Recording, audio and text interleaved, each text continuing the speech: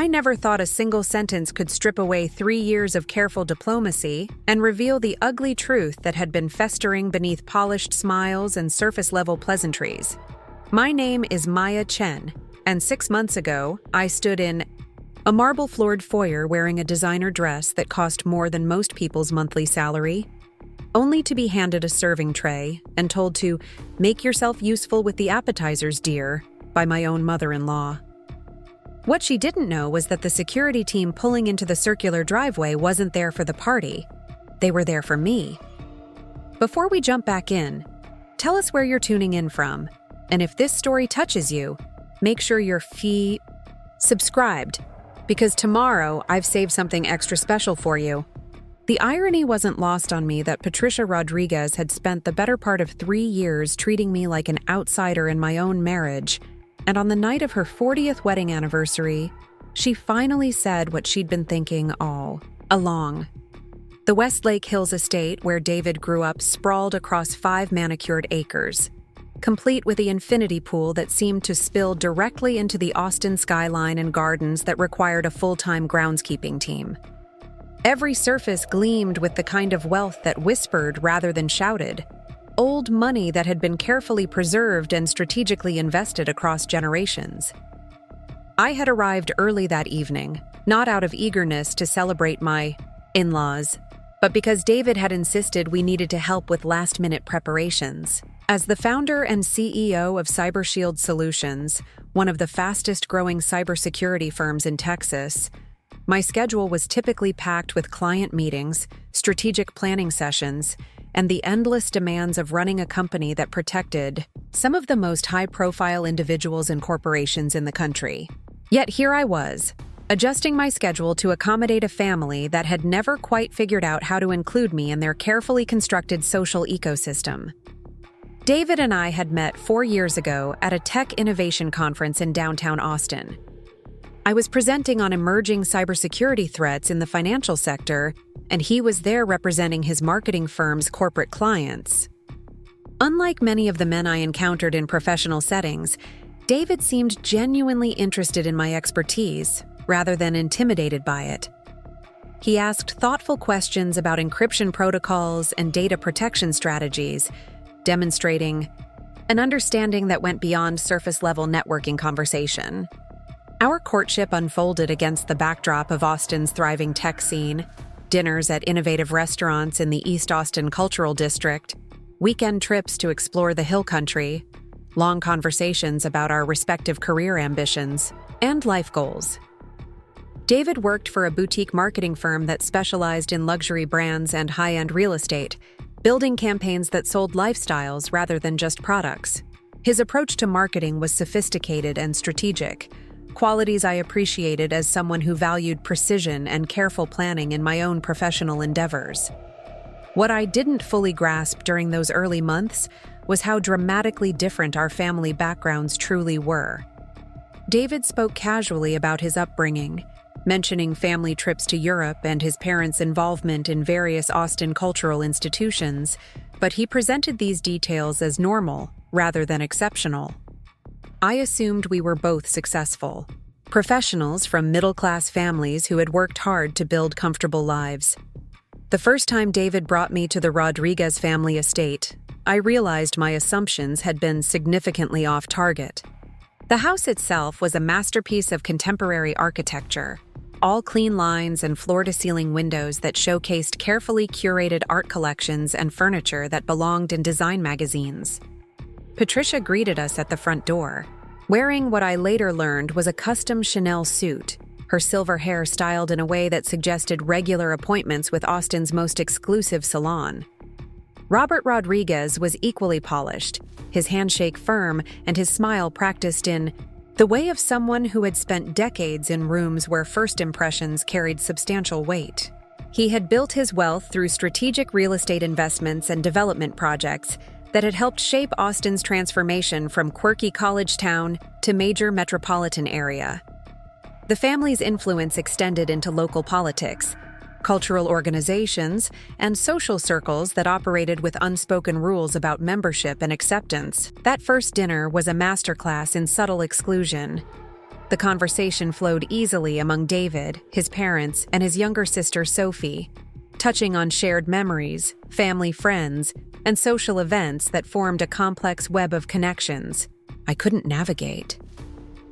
When the discussion turned to my background, I explained that my parents had immigrated from Taiwan when I was young, that my father worked as an electrical engineer while my mother managed the books for a small import business, and that I had built my company from the ground up after earning my computer science degree at UT Austin. Patricia's smile never wavered, but something shifted in her eyes as I described my family's journey from modest beginnings to middle-class stability through hard work and education. The questions that followed were polite but pointed, designed to establish exactly where I fit in Austin's social hierarchy. Where did I grow up? What neighborhood did my parents live in now? Which country club did my family belong to? Each answer seemed to confirm her growing suspicion that I was fundamentally different from the type of woman she had envisioned for her son. Over the following months, as David and I grew more serious and eventually moved in together, I tried repeatedly to bridge the gap between my family background and the Rodriguez expectations. I researched Austin's social scene, learned the names of influential families and charitable organizations, and carefully modulated my communication style to match the refined cadence that seemed to be the family's default mode. My business success should have been an asset in these efforts. CyberShield Solutions had grown rapidly since I founded it 5 years earlier, evolving from a one-person consulting operation into a full-service cybersecurity firm with 43 employees and clients that included major corporations, political figures, and entertainment industry professionals. We provided everything from basic network protection to sophisticated personal security consulting for high-net-worth individuals who faced genuine threats to their safety and privacy. The challenge was that my success didn't fit neatly into Patricia's understanding of appropriate female ambition.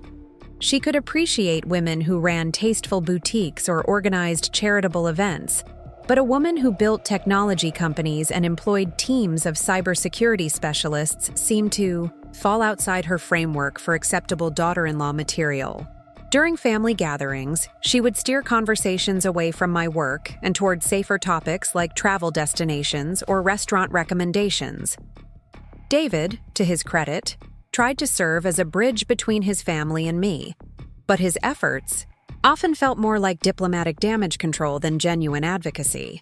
He would defend my accomplishments when directly challenged, but he rarely proactively highlighted my successes or pushed back against his family's subtle dismissiveness. When I mentioned feeling excluded from family conversations, he assured me that his parents just needed time to get used to having someone new in the family dynamic. The engagement process revealed additional layers of complexity in our family integration challenges. When David proposed during a weekend trip to Big Sur, presenting a stunning vintage ring that had belonged to his grandmother, I was genuinely moved by the gesture and excited about building a life together. However, the wedding planning process became a series of negotiations about guest lists, venue selection, and ceremony details that reflected the ongoing tension between my vision for our celebration and his family's expectations. Patricia had strong opinions about appropriate venues, insisting that certain locations would better reflect the family's standing in the community. She questioned my preference for a smaller, more intimate ceremony, suggesting that our wedding was an opportunity to strengthen important social and business relationships. When I proposed including some of my parents' cultural traditions in the ceremony, she expressed concern about how these elements might be received by their friends and family members. Preparing and narrating this story took us a lot of time, so if you are enjoying it, subscribe to our channel. It means a lot to us. Now back to the story. The final wedding was beautiful and elegantly executed, but it felt more like a performance designed to meet external expectations than a genuine celebration of our partnership. Many of the details reflected Patricia's preferences rather than mine, and I found myself playing the role of gracious bride while internally noting how few elements of the day truly represented my personality or values. Our marriage itself settled into a pattern that mirrored the wedding planning process. David and I were genuinely happy together in our day-to-day life, sharing similar values about work ethic, intellectual curiosity, and long-term goals. Our Austin home became a sanctuary where we could be ourselves without external pressure to perform specific social roles. David supported my business ambitions and celebrated my professional achievements, creating space for me to focus on growing CyberShield without domestic complications.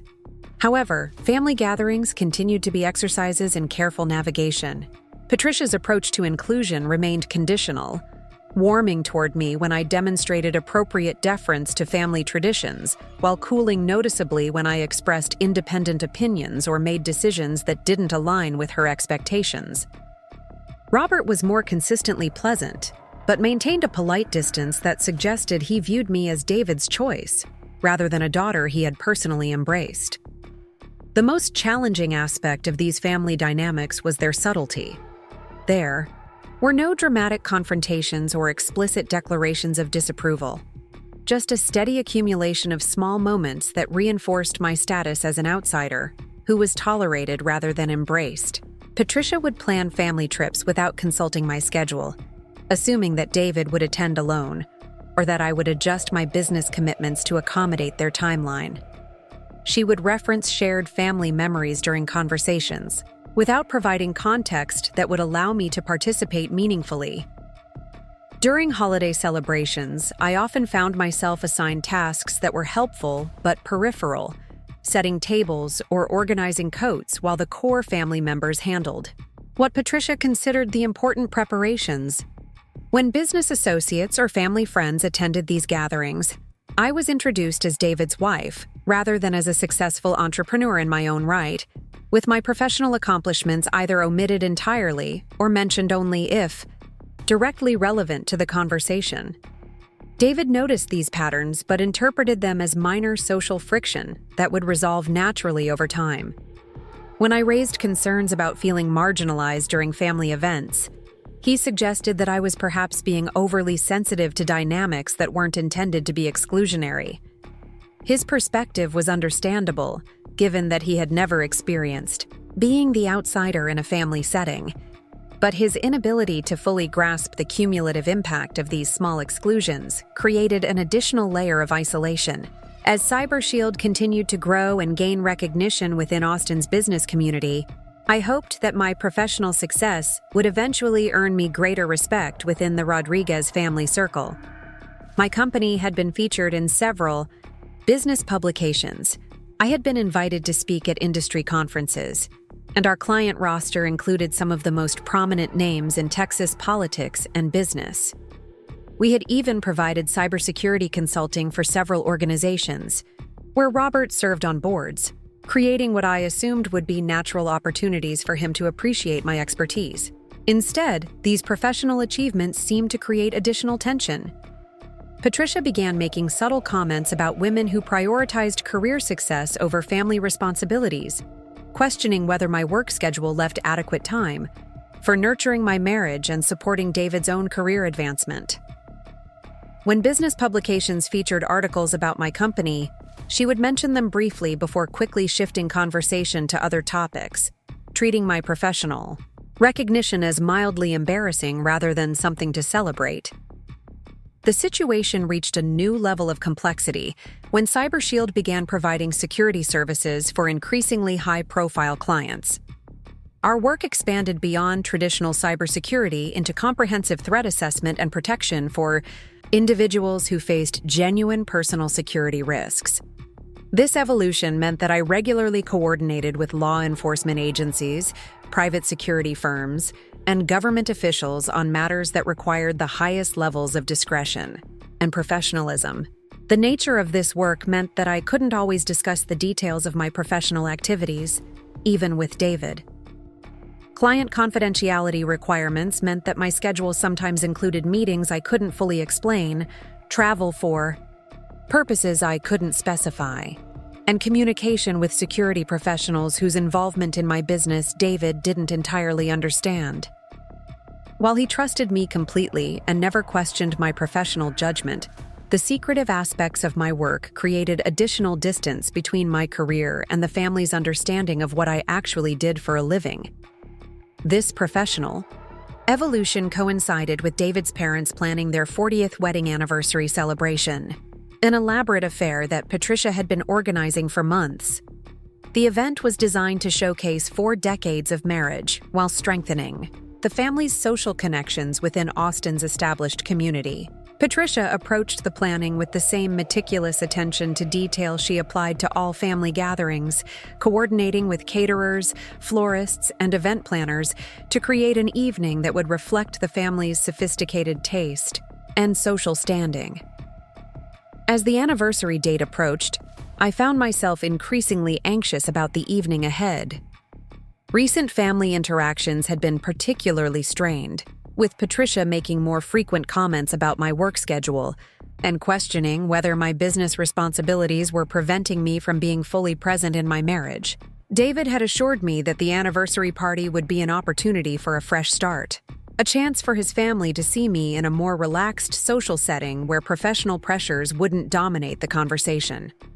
The week before the anniversary party, I received intelligence reports indicating that several of my high-profile clients had been receiving credible threats that required enhanced security measures. As part of our comprehensive protection services, CyberShield maintained relationships with elite security teams that could provide immediate response capability when client safety was at risk. These teams included former military personnel, law enforcement specialists, and security professionals who understood how to operate discreetly while maintaining constant readiness. One of my most prominent clients had received specific threats that intelligence agencies considered credible, requiring us to implement immediate protective measures that included coordinating with local security teams and law enforcement agencies. The timing was unfortunate, as these security protocols needed to be established during the same weekend as the Rodriguez anniversary celebration. However, client safety was always my top priority, and I had built CyberShield's reputation on our ability to provide reliable protection regardless of external circumstances. I explained to David that I might need to handle some urgent business communications during the anniversary party, but assured him that I would be fully present for the celebration itself. He understood that my work sometimes required immediate attention, and we agreed that I would manage any necessary business communications as discreetly as possible to avoid drawing attention away from his parents' special evening. The evening of the anniversary party, I selected my outfit with the same strategic thinking I applied to important business presentations. The dress was elegant and sophisticated, appropriate for the formal nature of the event while reflecting my personal style rather than attempting to mimic Patricia's preferences. I chose jewelry that was tasteful but distinctive, wanting to look like someone who belonged at such a gathering while maintaining my individual identity. David and I arrived at the estate just as the early evening light was beginning to fade, casting the perfectly manicured grounds in the golden glow that made Westlake Hills one of Austin's most coveted neighborhoods. The circular driveway was already lined with luxury vehicles, indicating that many of the guests had arrived punctually for the cocktail hour that would precede the formal dinner service. As we approached the front entrance, I could see through the expansive windows that the interior had been transformed for the celebration. Patricia had worked with one of Austin's premier event designers to create an atmosphere that was elegant without being ostentatious, incorporating flowers and lighting that complemented the home's sophisticated architecture while providing an appropriate backdrop for the evening's festivities. The moment we stepped through the front door, I sensed that something was different about this gathering compared to previous family events. The energy in the room was more formal, more performative, as if everyone was conscious of being observed and evaluated. Patricia moved through the space with the confidence of someone who had orchestrated every detail, greeting guests with practiced warmth while ensuring that conversations flowed smoothly and that everyone felt appropriately welcomed. Robert was equally in his element, discussing business developments and political situations with the kind of insider knowledge that came from decades of involvement in Austin's power structure. The guest list clearly represented the family's most important social and professional relationships, creating an environment where every interaction carried potential significance for maintaining and strengthening these carefully cultivated connections. I had been circulating through the cocktail hour for approximately 30 minutes, engaging in polite conversation with family friends and business associates, when Patricia approached me with a silver serving tray laden with carefully arranged appetizers. Her expression was pleasant but distant, the kind of smile she typically reserved for service providers and casual acquaintances rather than family members. "Maya, dear," she said, extending the tray toward me without any apparent awareness of how jarring her words would sound. "Since you're not really doing anything important right now, would you mind making yourself useful with these appetizers? The catering staff is overwhelmed, and we need someone reliable to make sure all our guests are properly attended to." The words hit me with the force of a physical blow, not because they were shouted or delivered with obvious malice, but because they crystallized 3 years of subtle exclusion into a single devastating moment of clarity. In Patricia's mind, I wasn't a daughter-in-law celebrating an important family milestone. I was available labor, someone whose presence at the party was useful primarily for managing practical tasks that might otherwise inconvenience the real guests. The silence that followed Patricia's request seemed to stretch endlessly, though it probably lasted only seconds. Around us, the anniversary celebration continued with its carefully orchestrated elegance, guests moving through conversations about business ventures and social obligations, while I stood frozen with a serving tray being thrust toward me like an offering to appease some unseen deity of domestic hierarchy. My first instinct was to comply, to take the tray and disappear into the role Patricia had assigned me, managing the situation with the same diplomatic grace I had employed countless times over the past 3 years. The familiar voice in my head whispered the comfortable lies I had been telling myself about family dynamics and adjustment periods, suggesting that this was simply another misunderstanding that could be smoothed over with patience and strategic accommodation. Instead, something entirely different happened. The mental fog that had clouded my perception of these family interactions suddenly lifted, replaced by the same analytical clarity I brought to complex cybersecurity challenges. Patricia's request wasn't a momentary lapse in judgment or an innocent mistake born from party planning stress. It was the logical culmination of a 3-year campaign to establish my permanent position within the family hierarchy as someone whose value derived from utility rather than belonging. I looked directly into Patricia's eyes, noting the expectant expression that suggested she had no doubt about how this interaction would conclude. Behind her confident facade, I detected something else, a calculated quality that reminded me of the sophisticated social engineering attacks my company regularly defended against. Just as cybercriminals used seemingly innocent requests to gain system access, Patricia was using the cover of party logistics to reinforce the power dynamic she had been carefully constructing since the day we met. "I appreciate the offer to help," I said, my voice steady despite the adrenaline coursing through my system. "But I'm here as your son's wife and your guest, not as additional catering staff." The words emerged with surprising calmness, each syllable carefully measured to convey both respect and unmistakable boundary setting. Patricia's expression shifted almost imperceptibly, the practiced warmth flickering as she processed my unexpected response.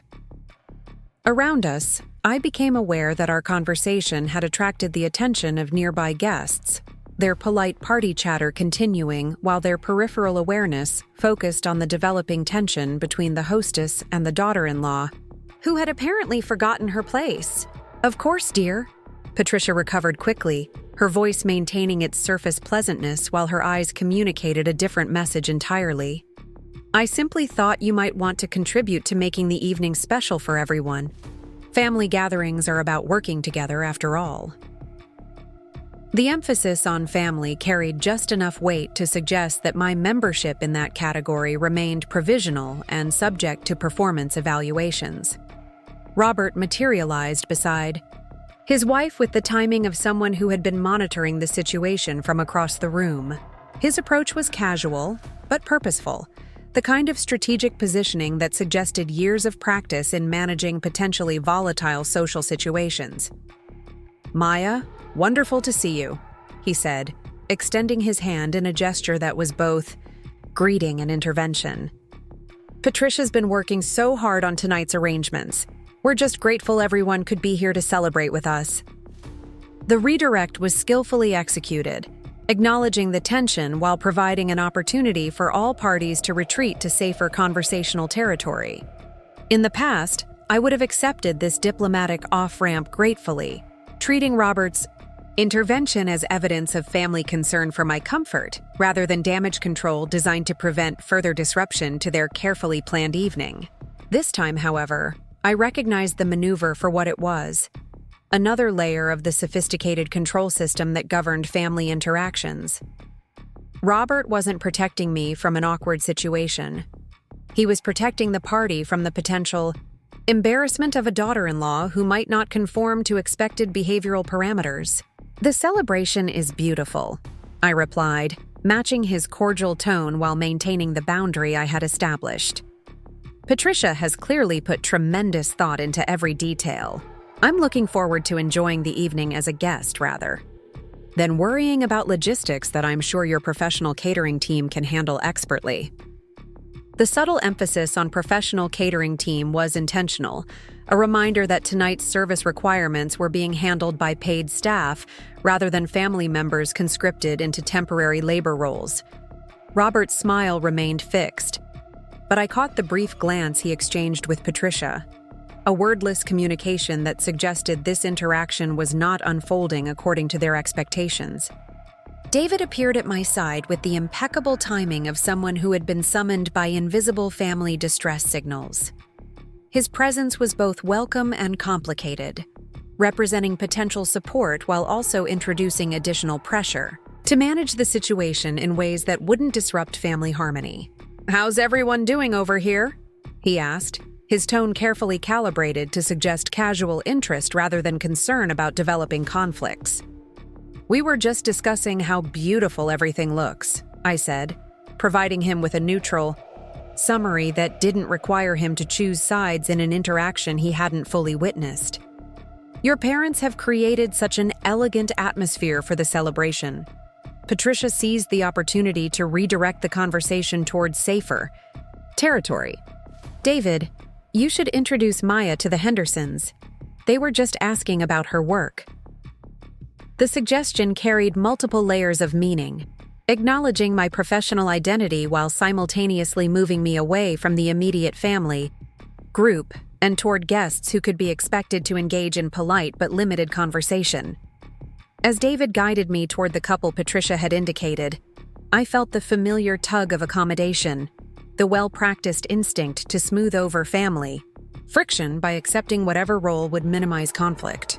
The Hendersons were pleasant enough, expressing polite interest in cybersecurity trends while clearly having limited understanding of what my company actually did. Our conversation followed the predictable pattern of party small talk, touching briefly on business topics before moving to safer subjects like travel recommendations and restaurant reviews. Throughout this interaction, I remained acutely aware of the party's social dynamics, noting how conversations flowed and shifted as guests moved between different groups. Patricia circulated with practiced grace, ensuring that important connections were being reinforced and that no guest felt neglected. Robert engaged in the kind of substantive discussions about local politics and business developments that demonstrated his continued relevance in Austin's power circles. What struck me most powerfully was how seamlessly the family had absorbed and moved past the incident with the serving tray. Within minutes, it was as if the interaction had never occurred, erased from the evening's narrative through collective social amnesia. This ability to instantly normalize problematic behavior was perhaps the most sophisticated aspect of the family's control system, creating an environment where questioning inappropriate dynamics became more socially disruptive than accepting them.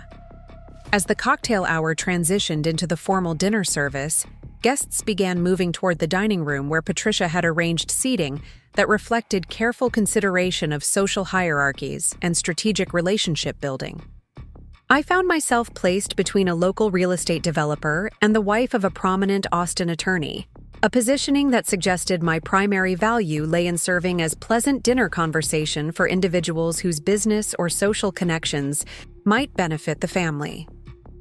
The dinner conversation unfolded with the smooth precision of a well-rehearsed performance, touching on topics that allowed each guest to demonstrate their knowledge and connections, while avoiding potentially controversial subjects that might disrupt the celebratory atmosphere. I participated appropriately, offering insights when the conversation touched on technology trends or cybersecurity issues, while allowing others to lead discussions in their areas of expertise. During the main course, Patricia rose to offer a toast that perfectly captured the evening's sophisticated blend of personal celebration and social networking. She spoke eloquently about 40 years of marriage, acknowledging the challenges and changes that had shaped their relationship while expressing gratitude for the family and friends who had supported them throughout their journey. The speech was beautifully crafted and genuinely moving, demonstrating the same attention to detail that characterized all of Patricia's public presentations. As applause filled the dining room and guests raised their glasses in honor of the anniversary couple, I felt a complex mixture of emotions. Despite my recent clash with Patricia, I could appreciate the genuine achievement that 40 years of marriage represented, particularly given the pressures and changes that had occurred during their decades together. At the same time, I couldn't ignore the irony that this celebration of family unity was taking place in an environment where I continued to feel fundamentally excluded from the inner circle being honored. Robert's responding toast was equally polished, expressing appreciation for Patricia's partnership while acknowledging the family and friends who had become an extended part of their lives.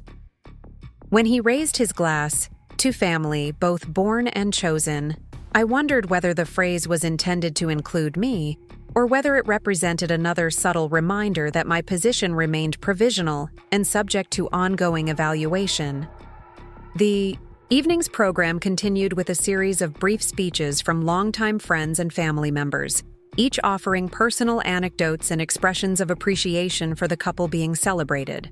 David contributed a thoughtful reflection on what he had learned about commitment and partnership from observing his parents' marriage, his words striking the right balance between personal sentiment and public appropriateness. When Sophie took her turn to speak, her comments carried a different energy, more spontaneous and emotionally direct than the carefully crafted remarks that had preceded hers. She spoke about growing up in a household where love was demonstrated through consistent support and high expectations, acknowledging both the security and pressure that came from being part of a family with strong opinions about success and appropriate choices. Her words resonated with me in ways I hadn't anticipated, highlighting the complexity of family dynamics that could be simultaneously nurturing and constraining. Sophie's experience of growing up as the Rodriguez family daughter provided insights into the expectations and pressures that had shaped David's perspective on relationships and success, helping me understand some of the conflicting loyalties he navigated in our marriage. As the formal program concluded and guests began moving toward the living areas for coffee and continued conversation, I excused myself to check my phone for any urgent business communications. The client security situation I had been monitoring required periodic updates, and I needed to ensure that the protective measures we had implemented were functioning effectively. The message waiting for me contained information that immediately shifted my focus from family dynamics to professional responsibilities. Intelligence reports indicated that threats against my high-profile client had escalated, requiring immediate coordination with local security teams to ensure adequate protection coverage.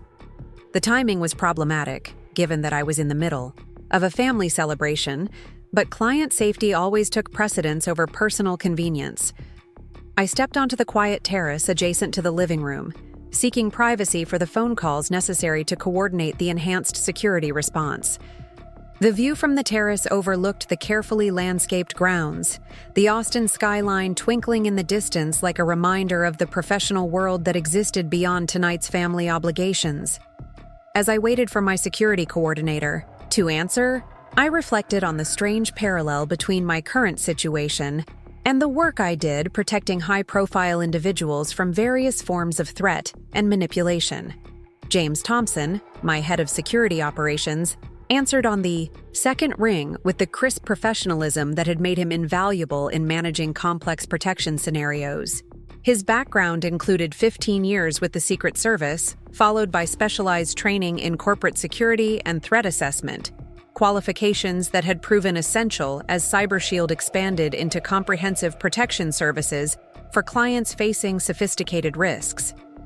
"Maya, we've got a developing situation," he said without preamble, his tone conveying the seriousness of the circumstances without unnecessary alarm. "Intelligence sources confirm that the threats against the Morrison account are credible and immediate. We need to implement Level 3 protocols effective immediately, which means coordinating with local law enforcement and positioning additional security assets." The Morrison account represented one of our most sensitive clients, a prominent political figure whose work on financial reform legislation had generated enemies among individuals and organizations with substantial resources and few ethical constraints. Protecting someone at that level required coordination between multiple security agencies and the ability to respond rapidly to changing threat environments. "What's the timeline for implementation?" I asked, mentally calculating how quickly I could transition from family celebration to crisis management mode. The anniversary party was important to David and his family, but protecting a client's life took absolute priority over social obligations. "We need your authorization to deploy the rapid response team within the next 30 minutes, James replied. "The Austin Police Department is standing by for coordination, and federal agencies have been notified through appropriate channels. Your presence isn't strictly required for initial deployment, but having you available for strategic decisions would be optimal." I glanced through the terrace doors at the party continuing inside, guests engaged in the relaxed conversation that followed successful formal events. David was visible near the fireplace, participating in what appeared to be a discussion about recent developments in Austin's tech sector. Patricia moved gracefully between groups, ensuring that conversations remained lively and that no guest felt neglected. The contrast between the civilized social environment inside and the serious security situation requiring my immediate attention highlighted the dual nature of my professional life. Most people attended anniversary parties without needing to coordinate responses to credible threats against high-profile clients, but the nature of my business meant that emergencies could intrude at any moment. "Deploy the rapid response team," I decided. "I'll remain available for consultation and can be on site within 20 minutes if circumstances require my physical presence.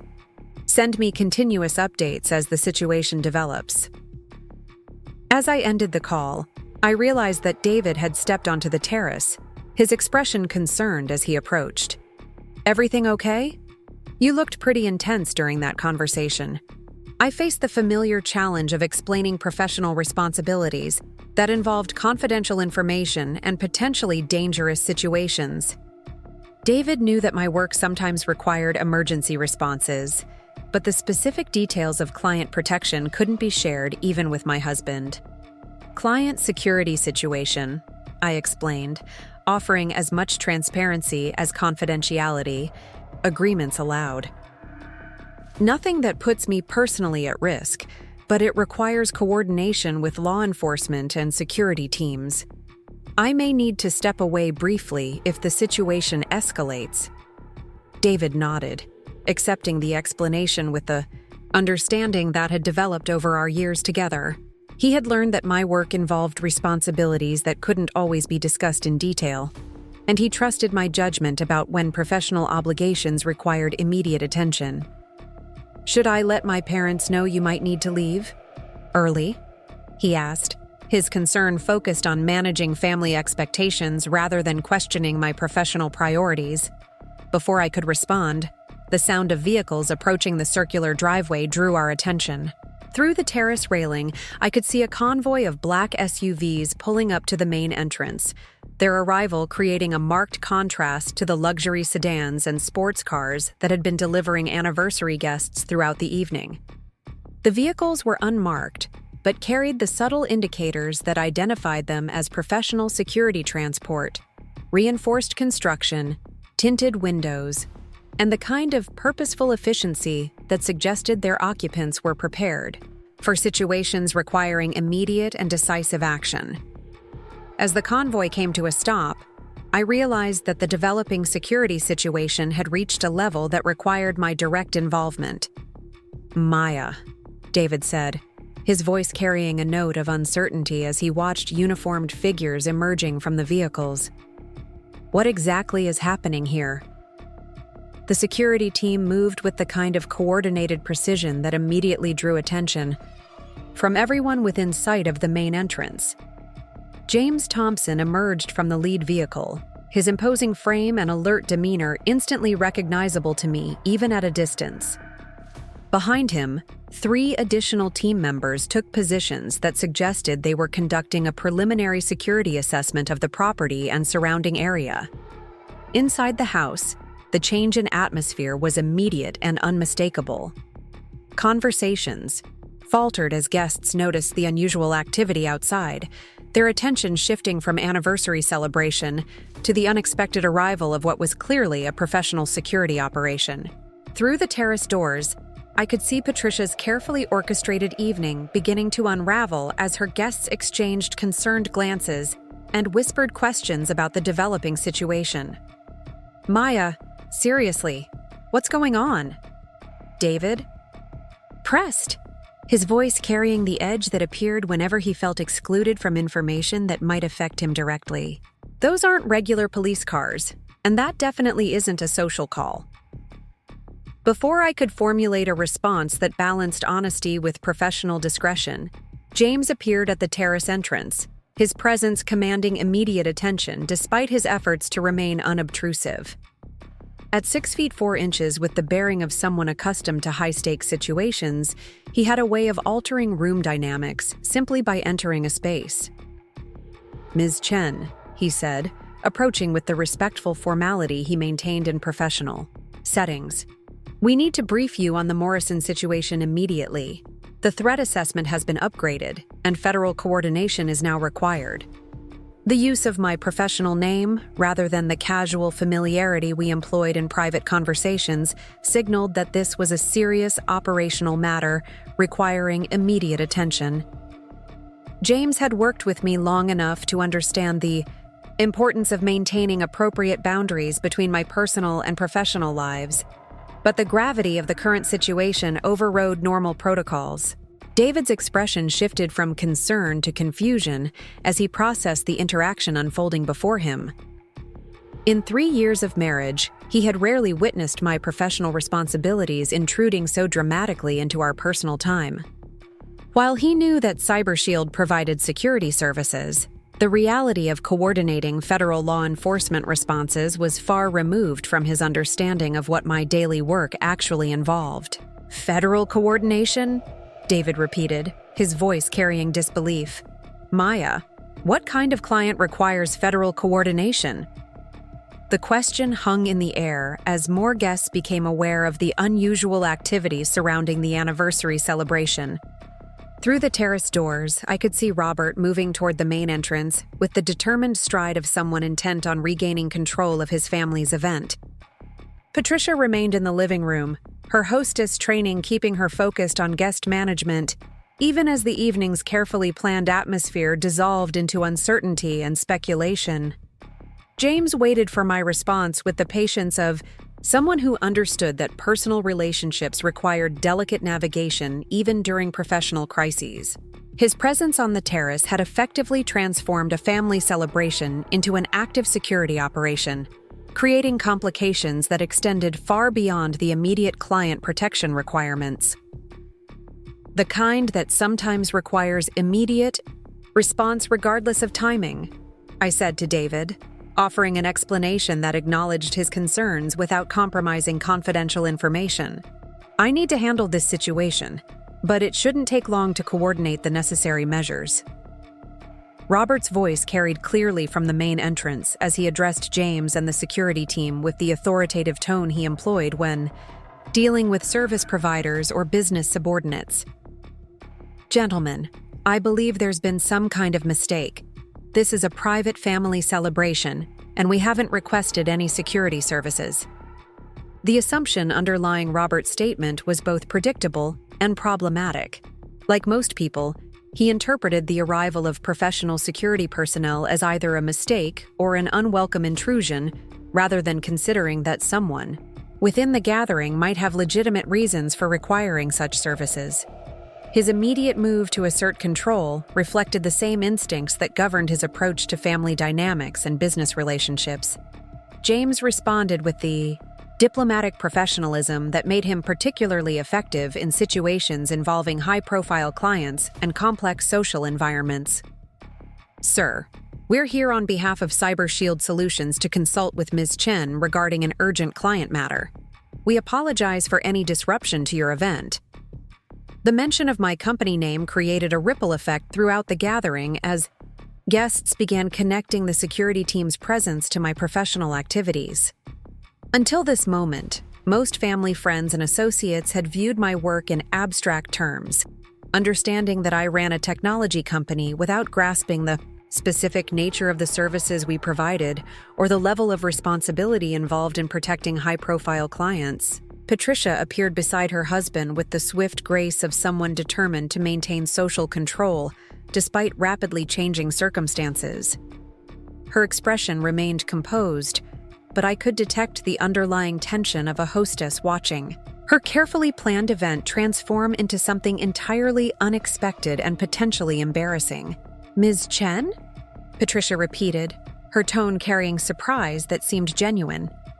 "I'm sorry, but I think there's been some confusion. Maya is our daughter-in-law, not a client or business associate." The statement revealed the fundamental disconnect between Patricia's understanding of my professional identity and the reality of my role as CEO of a company that provided security services to some of the most prominent individuals in Texas and beyond. In her mental framework, I remained primarily David's wife, whose technology work was a peripheral activity, rather than a central professional responsibility. James maintained his respectful demeanor, while clarifying the situation with the precision required in sensitive operational contexts. "Ma'am, Ms. Chen is the founder and CEO of CyberShield Solutions. We're her security team, and we need to brief her immediately on a developing situation involving one of our protected clients." The silence that followed this explanation was profound, filled with the kind of tension that accompanies moments when carefully maintained facades collapse suddenly and completely. Around the terrace and visible through the house, guests processed the revelation that the woman they had known as David's wife was actually the head of a security company important enough to require immediate federal coordination. David's expression cycled through surprise, confusion, and something that might have been pride as he absorbed the implications of James's words. While he had always known that CyberShield was successful, the reality of my company requiring coordination with federal agencies and maintaining rapid response teams was far beyond his previous understanding of my professional responsibilities. "Federal agencies?" Robert said, his voice carrying the careful modulation of someone recalculating social and professional relationships in real time. "What exactly does your company do, Maya?" The question provided an opportunity to establish clarity about my professional identity in a context where such clarity had become operationally necessary. For 3 years, I had allowed family misunderstandings about my work to persist in the interest of maintaining social harmony. The current situation required a different approach. CyberShield provides comprehensive cybersecurity and personal protection services to high-profile individuals and organizations, I explained, addressing both Robert's question and the broader audience of guests who were clearly listening to every word. Our clients include corporate executives, political figures, and entertainment industry professionals who face sophisticated security threats requiring immediate response capabilities. Patricia's face underwent a remarkable transformation as she processed this information, her practiced social composure giving way to genuine shock. The woman she had been treating as useful family labor was actually the head of a company that provided security services to the kind of prominent individuals her social circle admired and envied. "Political figures?" Sophie said, appearing beside her parents with the direct curiosity that had always distinguished her from the rest of the family. "Like actual politicians who need protection from serious threats?" James nodded respectfully in her direction. "Among others, yes. Ms. Chen's company maintains contracts with individuals whose public positions or professional activities generate credible security risks requiring sophisticated protection measures." The revelation was transforming the social dynamics of the anniversary celebration in ways that would have seemed impossible just minutes earlier. Guests who had been engaging in polite small talk about my technology work were now reconsidering every interaction through the lens of my actual professional status and responsibilities. Elena Martinez chose that moment to step onto the terrace, her presence adding another layer of complexity to an already overwhelming situation. As my business partner and closest friend, Elena possessed both the professional standing and personal loyalty to navigate the current circumstances with the kind of strategic thinking the situation required. "Maya, I got James's message about the Morrison escalation," she said, approaching with the confident directness that made her such an effective business partner. "The federal coordination protocols are in place, but they're requesting your direct involvement in threat assessment and response planning."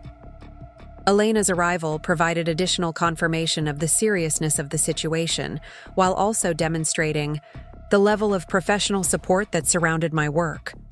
Unlike the family members who were still struggling to reconcile their previous perceptions with current reality, Elena moved through the crisis with the efficiency of someone who regularly managed high-stakes security operations.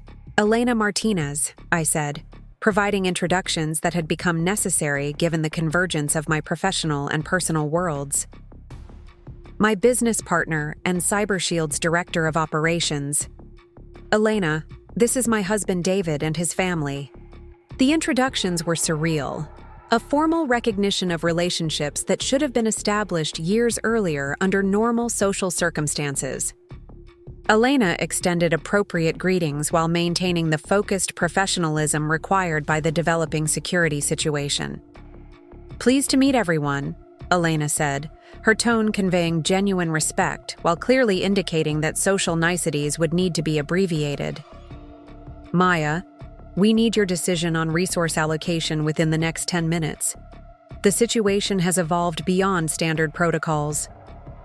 The pressure of immediate professional responsibilities combined with the social complexity of explaining my actual role to family members who had spent years misunderstanding my work created a unique form of stress. I found myself managing a serious security crisis while simultaneously watching David and his parents recalibrate their entire understanding of who I was and what I did for a living. "Give me 2 minutes to brief my family, then we'll handle the resource allocation," I told Elena, recognizing that David deserved some explanation of what was unfolding around him, even if the details needed to remain confidential. Patricia's voice cut through the operational planning with the kind of sharp clarity that suggested her social processing systems were finally beginning to function again. "Maya, dear, I think there's been some misunderstanding about your work. When you said cybersecurity, I assumed you meant something more like computer consulting." The understatement was so profound that it would have been amusing under different circumstances. Patricia's assumption that cybersecurity meant computer consulting was equivalent to assuming that surgery meant first aid, or that aerospace engineering meant paper airplane construction. The gap between her perception and reality highlighted the systematic way she had dismissed my professional accomplishments over the past 3 years. Cybersecurity at our level involves protecting high-value targets from sophisticated threats that can include physical violence, kidnapping, assassination attempts, and complex digital attacks designed to compromise personal safety and financial security, I explained, providing context that was both educational and subtly corrective. Our clients require the same level of protection as heads of state or major corporate executives. Robert's expression reflected the mental adjustments required to reconcile this information with his previous understanding of my professional status. As someone who moved in Austin's business and political circles, he was familiar with the kind of individuals who required serious security protection. The realization that his daughter-in-law provided such services represented a significant shift in his assessment of my professional standing. "And this client situation tonight?" David said, his voice carrying concern that was both personal and practical. "How serious is it?" James answered with the directness that serious situations required. Credible assassination threats requiring immediate federal coordination and enhanced protection protocols. Ms. Chen's authorization is needed for resource deployment that could save a life. The stark reality of the situation silenced any remaining social considerations. Whatever complications my professional responsibilities might create for the anniversary celebration, they were insignificant compared to the imperative of protecting a client whose life was genuinely at risk. "Do what you need to do," David said, his voice carrying the kind of unconditional support that reminded me why I had married him despite his family's complicated dynamics. "The party can wait." Patricia's response was more measured, her hostess, instincts competing with her growing recognition that the evening had moved far beyond normal social management requirements. "Of course, Maya. We had no idea your work involved such serious responsibilities." The acknowledgement was both welcome and ironic, given that my work had always involved serious responsibilities that the family had chosen to minimize or ignore. The current crisis was simply dramatic enough to make those responsibilities impossible to dismiss or reframe. Elena approached with a tablet displaying threat assessment data that required immediate review and decision-making. "Maya, we need your authorization for cross-agency coordination and additional personnel deployment. The situation window is closing rapidly." I moved toward Elena and James, shifting into the operational mindset that serious security situations required.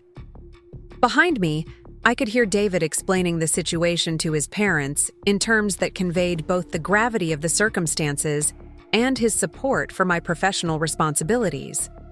The contrast between the anniversary celebration continuing inside the house and the federal security operation unfolding on the terrace created a surreal atmosphere that perfectly captured the complexity of my dual existence. For 3 years, I had compartmentalized these different aspects of my life to maintain family harmony. Tonight, those compartments had collapsed into a single, complicated reality that would require entirely new approaches to managing both professional and personal relationships. As I reviewed the threat assessment data with Elena and James, authorizing the deployment of additional resources and coordinating with federal agencies, I felt a strange sense of liberation. The secret was finally out, not by choice, but by operational necessity. Patricia and Robert now understood that their daughter-in-law wasn't someone who could be dismissed or relegated to serving appetizers at family gatherings. The woman they had been systematically underestimating for 3 years was actually someone whose professional judgment could determine whether a prominent political figure lived or died. Someone whose company commanded the respect of federal law enforcement agencies, someone whose expertise was sought by the kind of powerful individuals they spent their social lives trying to impress. As the security briefing concluded and the immediate crisis response protocols were implemented, I realized that tonight had fundamentally altered the family dynamics that had constrained my life for years. The carefully maintained fiction that I was simply David's wife with a modest technology business had been replaced by the undeniable reality of who I actually was and what I had accomplished. The anniversary celebration would continue, but everything else had changed irrevocably. Patricia could never again hand me a serving tray and suggest I make myself useful with appetizers. Robert could never again dismiss my professional opinions as the naive perspectives of someone who didn't understand how the real world operated. The balance of power within the family had shifted dramatically and permanently. Looking back toward The house where guests were still processing the evening's unexpected revelations, I felt a complex mixture of relief and apprehension.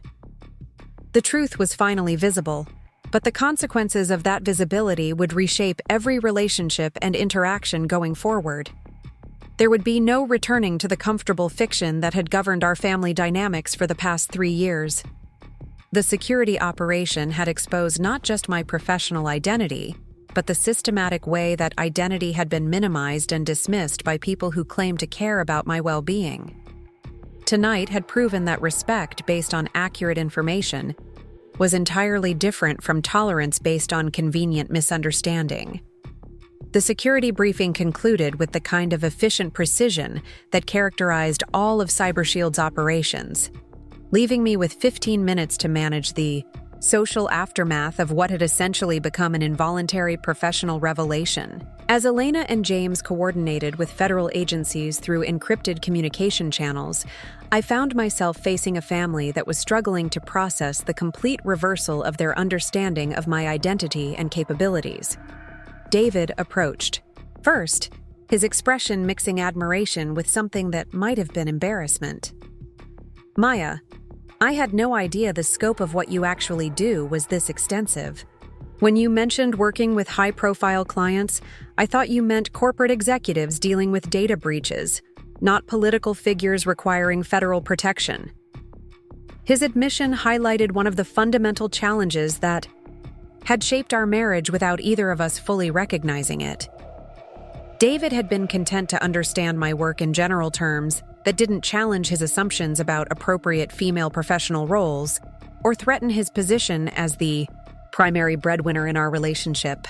The revelation that my company commanded federal resources and protected individuals at the highest levels of government represented a significant recalibration of our relationship dynamics. "The nature of our work requires discretion," I explained, offering him the consideration I wished his family had shown over the past 3 years. Many of our clients face genuine threats that become more dangerous when publicized. Professional confidentiality isn't just about protecting business information, it's literally about protecting lives. Patricia appeared beside David with the careful composure of someone who had spent the past 10 minutes mentally reviewing every interaction we had shared over the previous 3 years. Her expression suggested she was beginning to understand how dramatically she had misjudged both my professional status and her own behavior toward me during family gatherings. "Maya, I owe you an apology," she said, her voice carrying a formality that seemed designed to establish new terms for our relationship.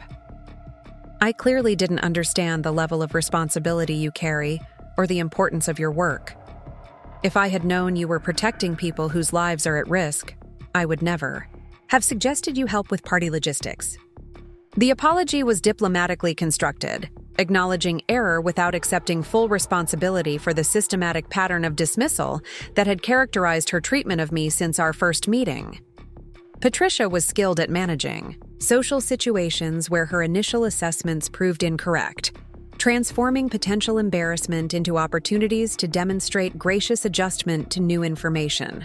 Robert's approach was more direct, reflecting his business background and the practical implications of discovering that his daughter-in-law commanded the kind of professional respect he had spent decades building in Austin's commercial and political circles. "Maya, I'm curious about the scope of CyberShield's operations. When you say you work with political figures, are we talking about local officials or higher-level positions?" The question was both personal and strategic, seeking information that would help him understand how to position this revelation within his own professional and social networks. Robert had built his success on understanding who held real power and influence, and the discovery that such power had been sitting at his family dinner table represented a significant miscalculation on his part. "Our client list includes individuals at every level of government and private industry," I replied, maintaining appropriate discretion while providing enough information to establish the seriousness of our operations. "Federal officials, corporate executives, international business leaders, entertainment industry figures. Anyone whose public profile or professional activities generate credible security threats." Sophie materialized beside her parents with the direct curiosity that had always distinguished her from the rest of the family's more calculated approaches to gathering information. "That's actually incredibly cool," she said with genuine enthusiasm. "You're basically running a company that protects the most important people in the country from assassination attempts and kidnapping plots." Her straightforward appreciation of the dramatic nature of my work provided a refreshing contrast to her parents' more complicated processing of how this revelation affected their social positioning and family dynamics. Sophie had always been the family member most willing to engage with me as an individual, rather than as an extension of David's identity. Elena rejoined our group as her coordination with federal agencies reached a temporary resolution. Her presence, serving as a reminder that the evening's professional crisis was far from concluded. "Maya, the immediate threat has been neutralized, but we need to maintain enhanced surveillance protocols for the next 72 hours. The client will require continuous protection during that period." The casual reference to neutralizing threats and implementing surveillance protocols provided additional context about the level of responsibility that characterized my daily professional reality. For Elena, discussing assassination attempts and federal coordination was routine business conversation. But for David's family, these topics represented an entirely unfamiliar world of high-stakes security operations. "Neutralized how?" David asked, his curiosity overcoming any concerns about operational confidentiality. "I mean, if someone was planning to hurt a political figure, how do you actually stop that from happening?" Elena glanced at me for permission before providing a response that balanced transparency with appropriate operational security. Combination of intelligence gathering, law enforcement coordination, and proactive intervention. When we identify credible threats, we work with federal agencies to ensure potential perpetrators are intercepted before they can act on their intentions. The explanation was both accurate and diplomatically vague, conveying the seriousness of our work without revealing specific methodologies that needed to remain confidential. Elena had mastered the art of public communication about sensitive security matters, providing enough information to establish credibility while maintaining the discretion essential to effective operations.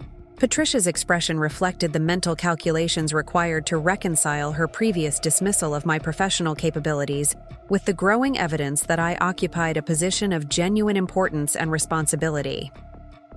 "Maya, when you mentioned traveling for work, were you actually coordinating with federal agencies and managing protection operations for government officials?" The question highlighted the absurdity of our previous conversations about my professional activities, where Patricia had consistently steered discussions away from work topics she considered inappropriate for family gatherings. Those business trips she had found mildly annoying had actually involved coordinating security operations with some of the most sophisticated law enforcement agencies in the country. Among other responsibilities, yes, I confirmed, allowing the full implications of her systematic dismissal to become clear without explicitly criticizing her previous behavior. Client protection requires extensive coordination and frequent travel to ensure adequate security coverage. Robert was clearly processing the business implications of having a daughter-in-law whose company commanded federal respect and whose professional network included the kind of high-level government and corporate contacts that could significantly benefit his own commercial interests. "Maya, I'd be very interested in learning more about CyberShield's operations when circumstances permit. Your expertise could be valuable for several of my development projects." The offer represented a complete reversal of his previous approach to my professional activities, transforming me from a family member whose work was politely tolerated into someone whose expertise might provide strategic advantages for his own business ventures. While I appreciated the acknowledgement of my capabilities, the sudden interest felt opportunistic rather than genuinely respectful. "I'd be happy to discuss potential collaboration when my current client commitments allow," I replied, maintaining professional courtesy while establishing that any business relationship would operate according to my schedule and priorities rather than his convenience. James appeared at the edge of our conversation with the discreet efficiency that made him particularly effective in situations requiring delicate social navigation. Ms. Chen, we've received confirmation that enhanced protection protocols are fully operational. Your direct involvement won't be required unless circumstances change significantly. The update provided an opportunity to transition from crisis management back to anniversary celebration, though the evening's social dynamics had been fundamentally altered by the revelations of the past hour. Guests who had been engaging in typical party conversation were now viewing me with the kind of curiosity and respect typically reserved for celebrities or political figures. David moved closer, his voice dropping to a more private tone as he addressed concerns that had clearly been building throughout the security operation. Maya, I need to ask this directly. Are you personally at risk because of your work? I mean, if you're protecting people from assassination attempts, does that make you a target as well? The question reflected legitimate concerns about personal safety that extended beyond professional responsibilities to affect our marriage and daily life. David had a right to understand whether my career choices created risks that could impact both of us, and his direct approach to addressing these concerns demonstrated maturity that had been lacking in previous discussions about my work. Risk assessment and mitigation are central to everything we do, I explained, providing reassurance while acknowledging the reality of potential dangers. CyberShield maintains comprehensive security protocols for our own personnel and our operational methods are designed to minimize exposure to retaliation or targeted attacks. Elena nodded in agreement, adding her perspective as someone who shared responsibility for company security decisions. Maya's safety is our top priority, along with all CyberShield personnel. We don't take contracts that expose our team to unacceptable risks, and we maintain continuous threat monitoring for everyone involved in sensitive operations. Patricia's attention focused on the personal safety implications with the intensity of someone who had just realized that family dinners might include discussions of assassination plots and federal investigations. Maya, does this mean you carry weapons or have bodyguards? I'm trying to understand what your daily life actually looks like. The question was both practical and symbolic, representing Patricia's attempt to comprehend how dramatically her understanding of my identity had been corrected over the course of a single evening. The woman she had been treating as helpful family labor was actually someone whose professional responsibilities included life-or-death decision-making and coordination with federal law enforcement agencies. I'm licensed for concealed carry and trained in advanced personal protection techniques, I replied, providing factual information that further challenged any remaining assumptions about my capabilities or vulnerability. CyberShield personnel maintain the highest levels of professional preparation for situations that require immediate response to serious threats. The revelation that I was armed and professionally trained in personal protection techniques added another layer to the evening's accumulating surprises. David's expression reflected his realization that he had been married for 3 years to someone whose capabilities extended far beyond anything he had previously understood or appreciated. Sophie's response was characteristically direct and enthusiastic. That's actually amazing. You're like a real-life secret agent protecting important people from bad guys trying to kill them. Her description, while simplified, captured the essential drama of what my work actually involved in ways that the more cautious responses from her parents had avoided acknowledging. Sophie's excitement about the adventurous aspects of my career provided a welcome contrast to the more complicated processing that characterized the adult family members' reactions. The anniversary celebration was gradually resuming its intended rhythm as guests absorbed the extraordinary revelations and returned to more typical party conversation, though the social dynamics had been permanently altered by the evening's events. Several guests approached me throughout the remainder of the evening, expressing fascination with my work and asking questions about cybersecurity threats and protection services. Mrs. Henderson, the real estate developer's wife who had been seated beside me during dinner, was particularly curious about the intersection of technology and personal security. Maya, when you mentioned cybersecurity earlier, I assumed you meant protecting computer systems from hackers.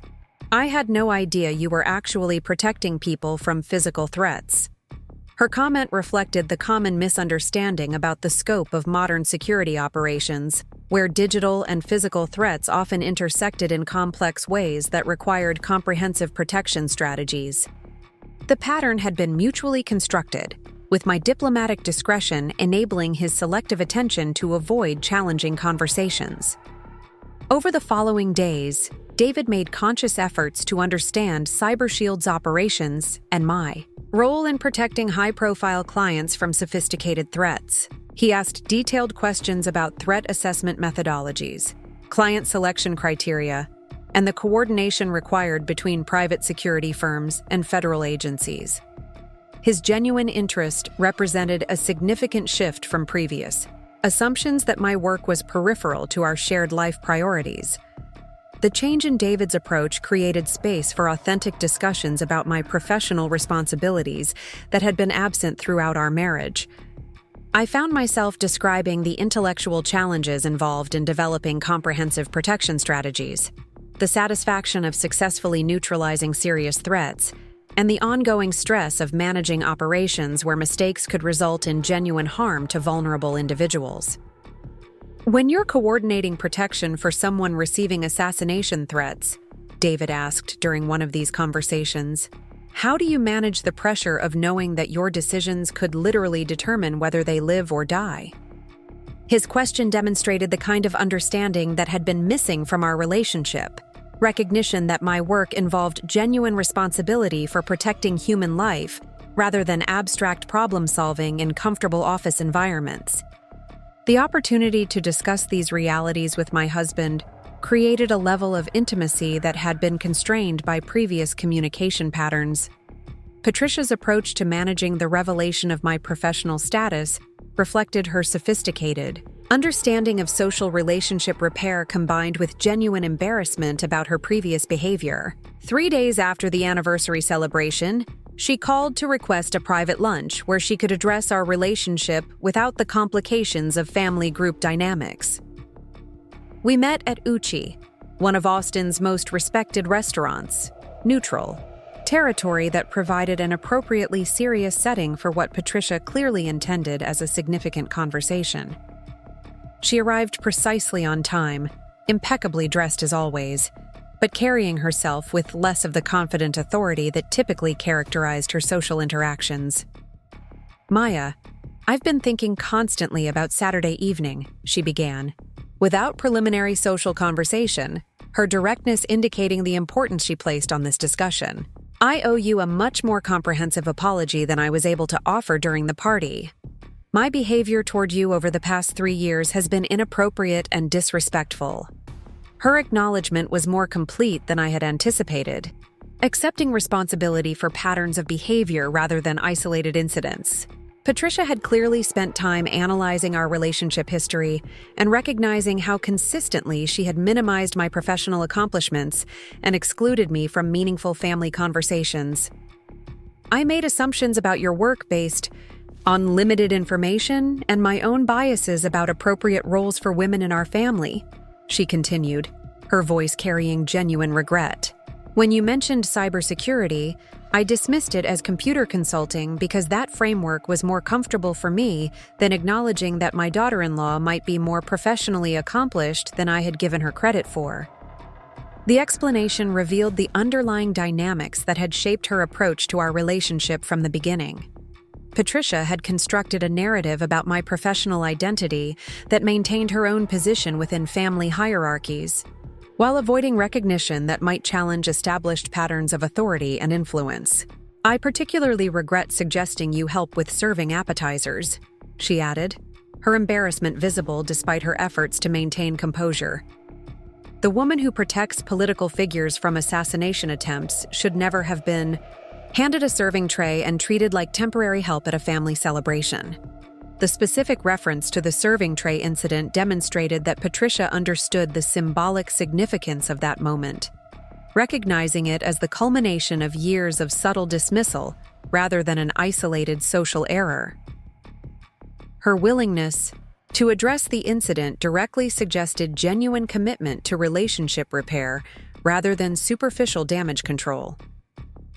"I appreciate your honesty about the assumptions you made," I replied, accepting her apology while establishing expectations for future interactions. "Moving forward, I hope we can build our relationship on accurate understanding of who I am and what I do, rather than trying to fit me into categories that feel more comfortable but aren't actually accurate." Patricia nodded emphatically, her relief evident as she recognized that I was open to rebuilding our relationship rather than maintaining defensive distance based on past mistreatment. "I would very much like that opportunity. I'm genuinely impressed by what you've accomplished, and I'm embarrassed that it took such dramatic circumstances for me to recognize your actual professional status."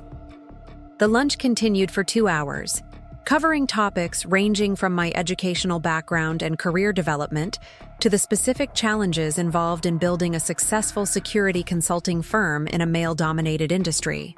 Patricia's questions demonstrated genuine curiosity about my experiences and accomplishments, creating the kind of substantive conversation that had been absent from our relationship since its beginning. "Maya, I'm curious about how you developed expertise in both cybersecurity and physical protection," Patricia asked, her engagement reflecting the intellectual respect that had been missing from previous interactions. Those seem like very different skill sets that would require extensive training and experience to master.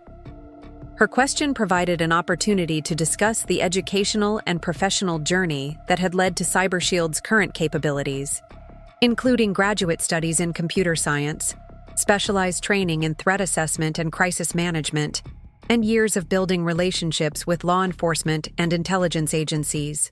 The conversation represented the kind of professional recognition I had been seeking from David's family throughout our marriage.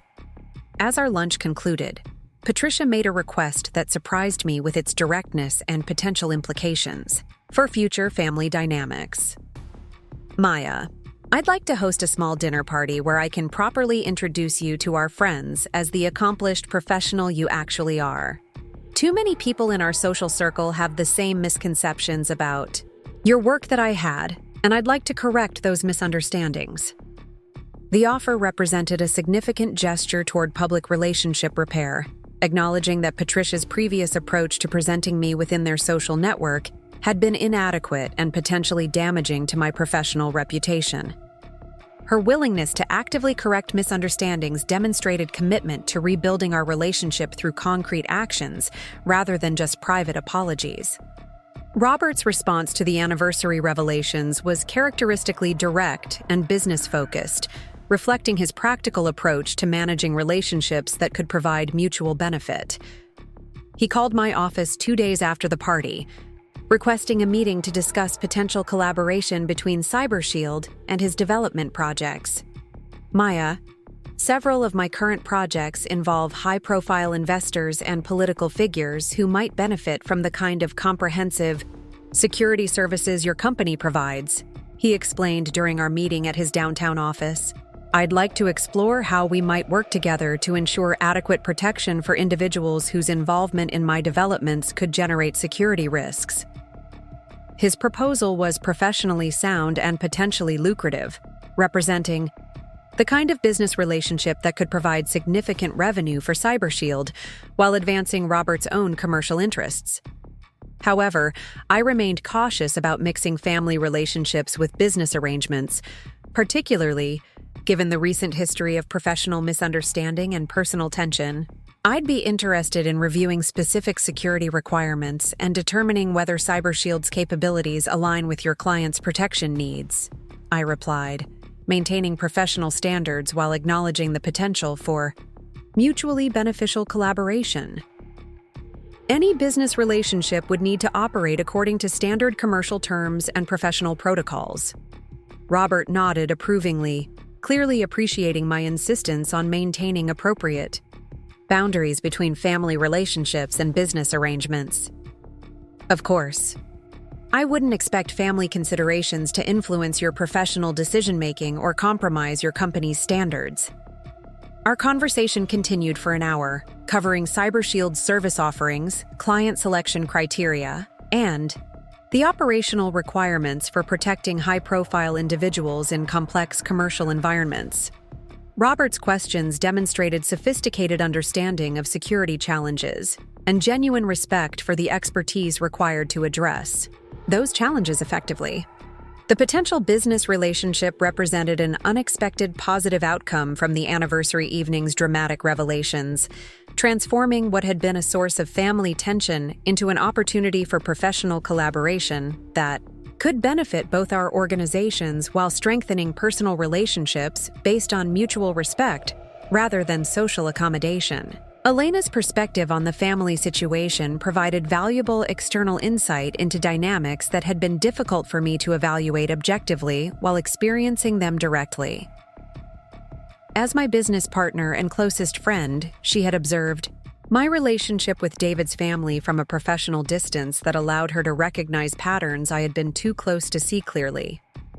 Maya, I have to say that watching your in-laws' reactions to learning about your actual work was both hilarious and infuriating, Elena said during one of our regular strategy meetings the week after the anniversary party.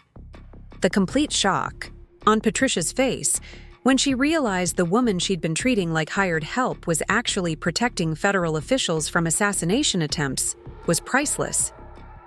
Her observation highlighted the absurdity of the family's systematic misunderstanding of my professional capabilities, transforming what had been a source of personal frustration into a more manageable perspective on social dynamics that reflected their limitations rather than my inadequacies. Elena's ability to find humor in the situation helped me process the emotional complexity of feeling vindicated while also managing ongoing family relationships. The business implications could be significant, though, Elena continued, shifting to practical considerations. Robert's development projects involve exactly the kind of high-profile clients who need our services, and Patricia's social connections could provide access to additional potential clients who require discretion about their security arrangements.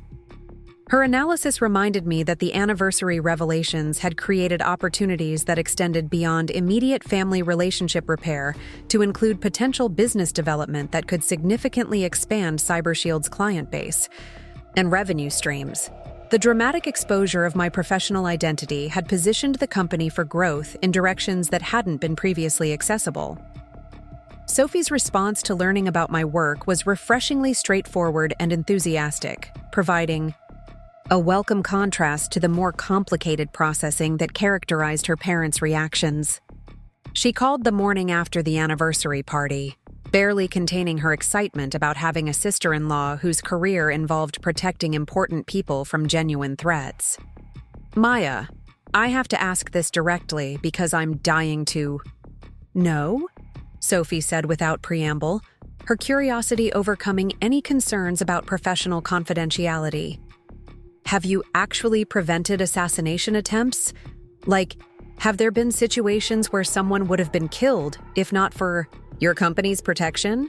Her question touched on the most serious aspects of CyberShield's work, the life or death situations that provided both professional satisfaction and ongoing stress. While I couldn't discuss specific incidents without violating client confidentiality, I could provide general confirmation that our work had indeed prevented serious harm to vulnerable individuals. Yes, there have been situations where our threat assessment and protection services prevented violence that could have resulted in serious injury or death, I confirmed, appreciating her direct interest in the most meaningful aspects of my professional responsibilities. Those successes are what make the stress and complexity of this work worthwhile. Sophie's fascination with the dramatic aspects of my career led to regular conversations about cybersecurity threats, protection methodologies, and the intellectual challenges involved in staying ahead of increasingly sophisticated attackers. Her genuine interest represented the kind of family engagement I had been hoping for throughout my marriage, recognition of my work as genuinely important rather than peripheral to more pressing family concerns. The months following the anniversary, celebration established new patterns of family interaction based on accurate understanding of my professional identity and genuine respect for the responsibilities I carried. Patricia's dinner party introducing me properly to their social circle was remarkably successful, generating several potential client relationships while establishing my position within Austin's business community as someone whose expertise commanded serious attention. David and I attended couples counseling to address the communication patterns that had allowed fundamental misunderstandings about my work to persist for years without resolution. The process was challenging, but ultimately strengthening, creating frameworks for discussing professional responsibilities and personal needs without the defensive accommodation that had characterized our previous approach to managing potential conflicts. CyberShield continued expanding its operations, leveraging the visibility generated by the anniversary incident to attract new clients who required the highest levels of protection and discretion. The company's growth provided opportunities to hire additional skilled personnel and invest in advanced technology that enhanced our capability to address evolving threats in increasingly complex environments. My relationship with Patricia evolved into genuine friendship based on mutual respect and shared interests in supporting Austin's cultural and charitable organizations.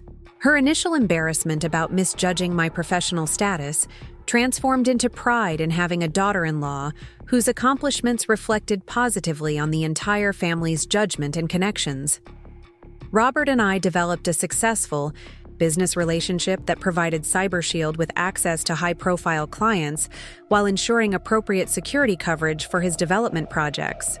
The professional collaboration demonstrated that family relationships could coexist productively with commercial arrangements when based on clear boundaries and mutual respect for each party's expertise. Looking back on that evening, 6 months later, I realized that Patricia's request for me to help with appetizers had actually been a gift, though not in the way she intended. Her casual dismissal had finally forced into the open the fundamental misunderstandings that had been constraining my relationships and limiting my professional visibility within Austin's business community.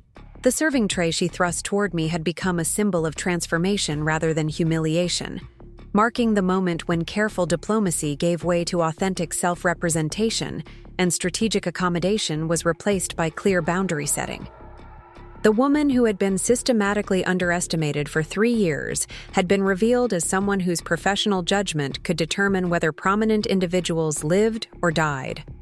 Standing in my CyberShield office overlooking downtown Austin, coordinating protection services for clients whose names would be recognized by anyone who followed national politics or business news, I felt profound gratitude for the dramatic evening that had finally aligned my professional and personal identities in ways that allowed both to flourish without compromise or concealment. The anniversary celebration had ended with Patricia understanding that her daughter-in-law wasn't someone who could be handed serving trays and assigned to manage party logistics. I was someone whose expertise was sought by federal agencies, whose company protected individuals at the highest levels of government and business, whose professional judgment was trusted by people whose decisions affected millions of lives.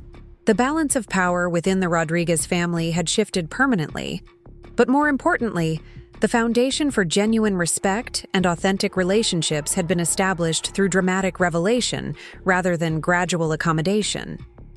Sometimes the most significant transformations required moments of crisis that made continuing previous patterns impossible, forcing everyone involved to acknowledge realities that had been carefully avoided or systematically misunderstood. The wine that had stained another woman's dress months before had marked one kind of ending and beginning. The serving tray that revealed my true professional identity had marked another. Both had been necessary steps toward creating space for the complete person I had always been, but had been constrained from fully expressing within the careful boundaries of family diplomacy and social accommodation. Up next, you've got 2 more standout stories right on your screen.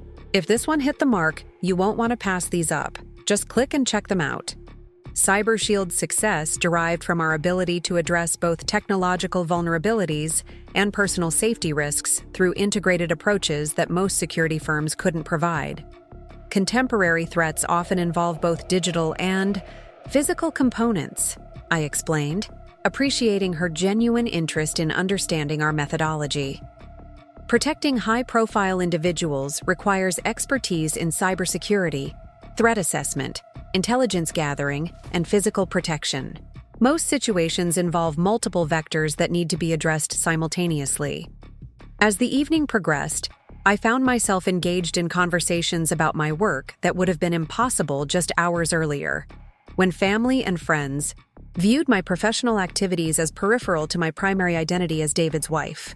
The forced revelation of my actual capabilities had created space for authentic professional discussions that had been systematically discouraged throughout my marriage. Dr. Williams, a retired federal judge who had been friends with the Rodriguez family for decades, approached with questions that reflected sophisticated understanding of government security operations.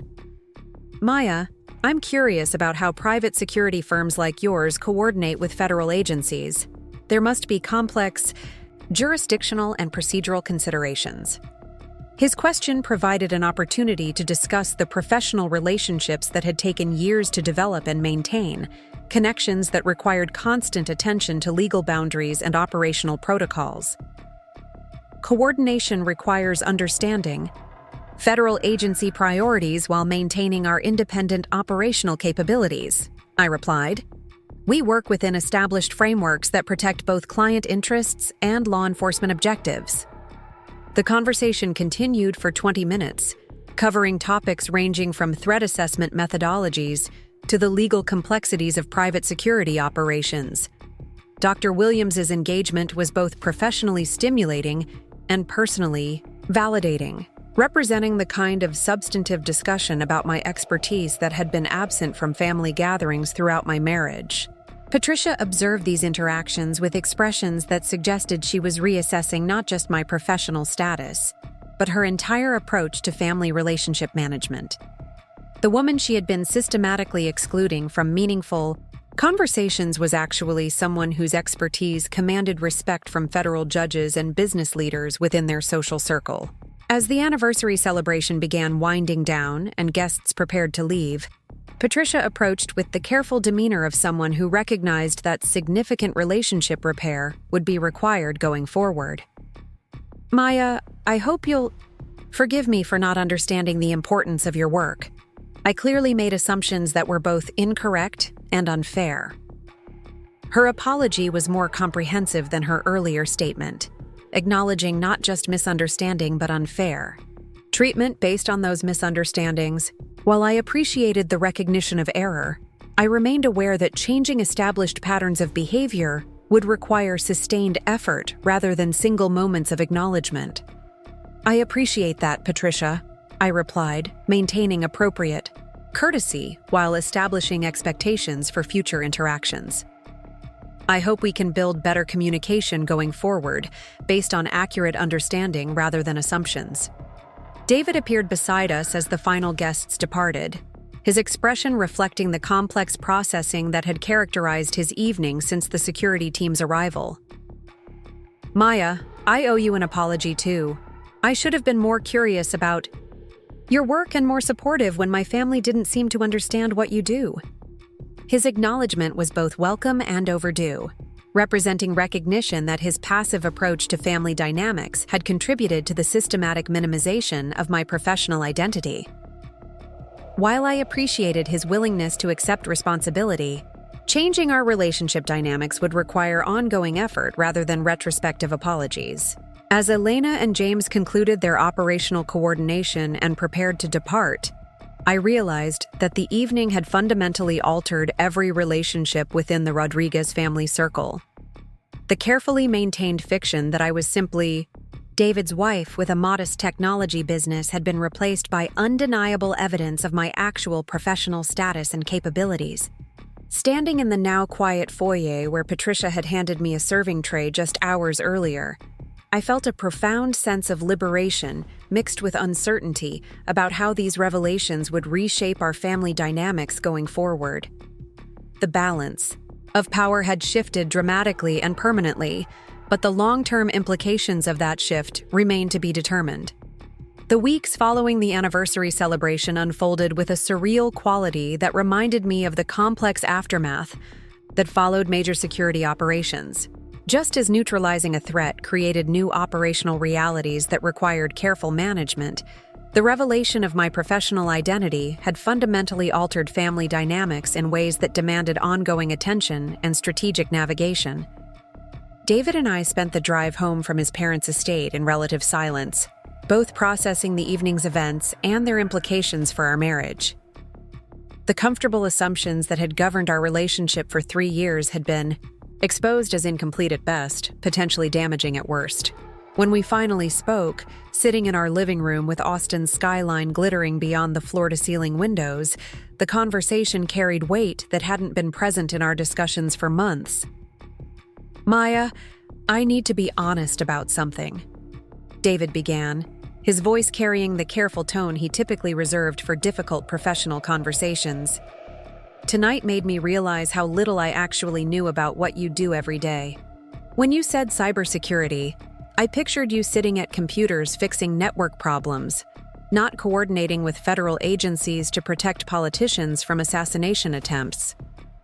His admission crystallized issues that had been developing beneath the surface of our marriage without either of us fully acknowledging them.